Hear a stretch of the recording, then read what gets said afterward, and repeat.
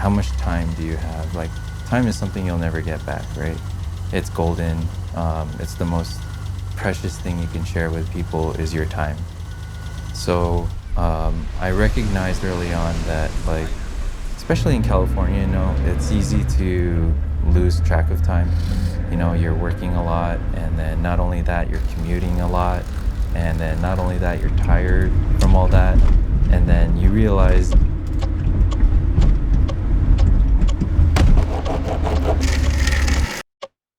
that you're left with very little time.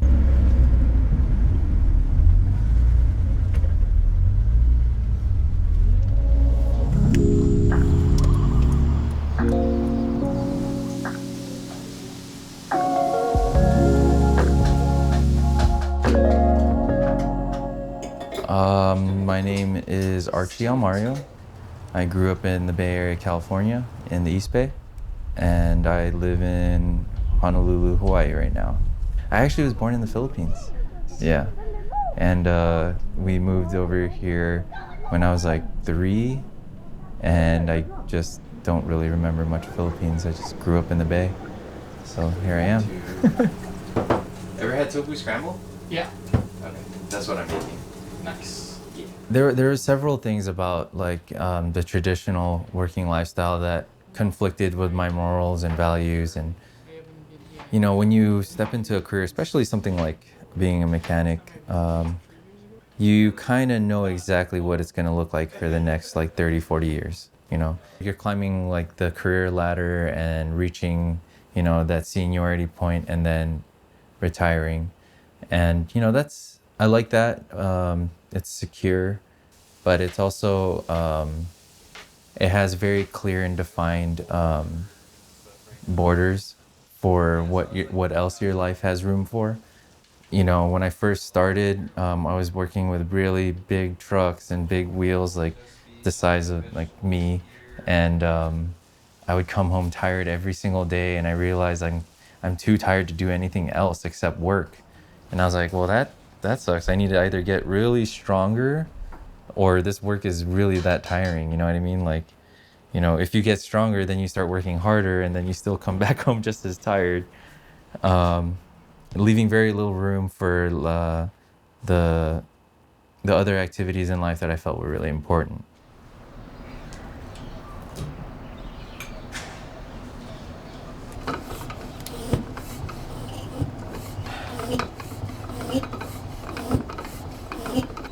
I was like, okay, how can I get more time? You know what I mean? Like, in order for me to do my passion, I will have to sacrifice this traditional job structure, career structure, for now, right? Working hard to discover what it would be that would help me do all my goals at once, right? Make sure that my basic necessities are met, make sure that my passion projects continue, and then make sure I also have extra to like travel and be with family and friends, So I knew that it meant living a more simpler life, but honestly, that's kind of what I've always gravitated towards anyway.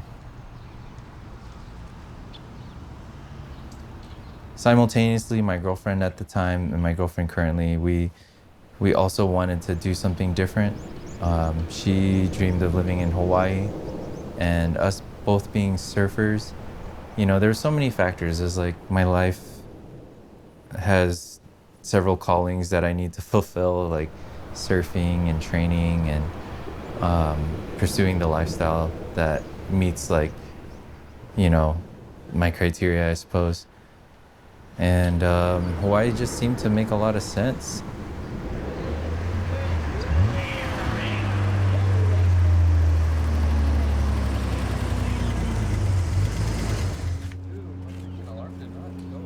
I kind of already understood like what it kind of looked like. I knew it was going to look really simple. I knew it was going to be very, very humble in most people's terms. I didn't need like a huge living space because I actually spend most of my time outside my home. Like, I'm typically outside, just literally outside most of the time if I'm not at work. And I didn't think I needed a car. So I brought my bicycle and I was like, oh, okay, you know, like I can literally ride my bike everywhere if I wanted to, if I really, really wanted to. I did eventually, like my dad was like, hey, you want your car? And I was like, sure. And that helps out, I guess. It is nice to have a car because then I could surf more. I had to grow through these phases in order to get to where I'm at now. I had to understand like, no, partying is not important. No, cars and like making them fast is not important. I mean, I understand like, you know, the culture of it and why you would pursue certain things, but you know, you just as you get older, you start realizing like what's most important to you, you know, and then everything starts falling by the wayside, and you just start like peeling off the stuff that's unnecessary. I'm more interested in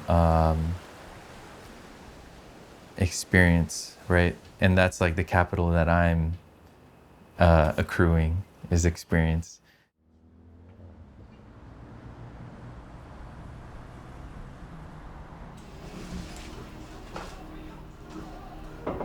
Well, I guess there's still some growing up because when I got here, um, you know, like I said, I saved some money and I was like, woohoo, vacation. Like, and then you realize, wait, hold on, vacation over. You gotta like actually do stuff. So, you know, and I was like, okay, I need to get a job. Um, but one that allows me to do this. So I got a job at a surf shop.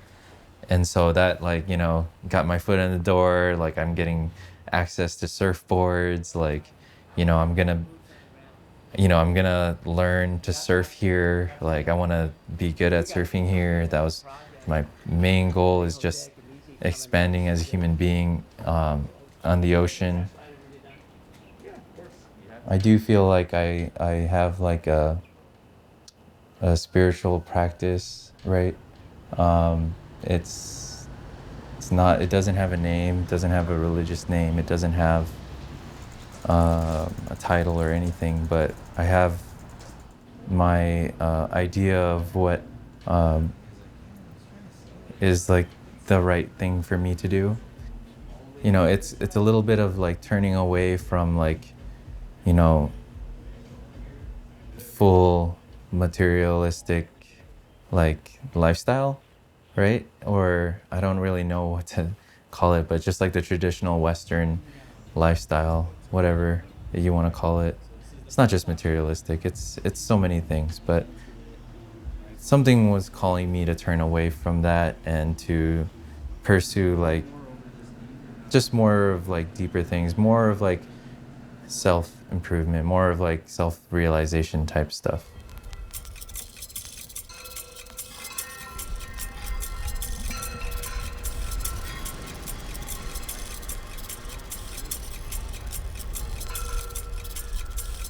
You know, lots of people find like they might have spent a lot of time doing certain things that people might have told them were very important, but all the while they weren't really filling that void that makes them whole.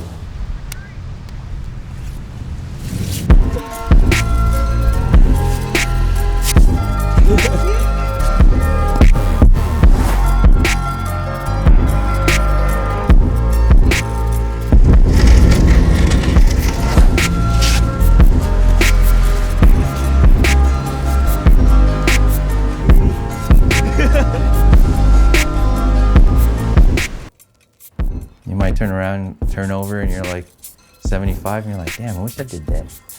So I feel like when I'm 75, I'm not gonna have that regret because I'm really giving it my all to reach this fulfillment when I can.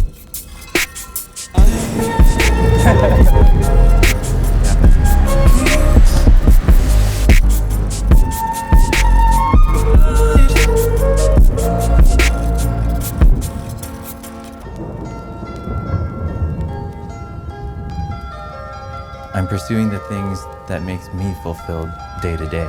And though, however immature this phase may be, I went for it.